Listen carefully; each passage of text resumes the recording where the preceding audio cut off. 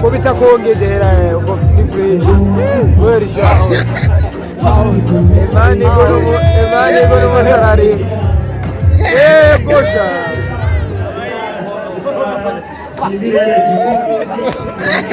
emani ga wari kumukwina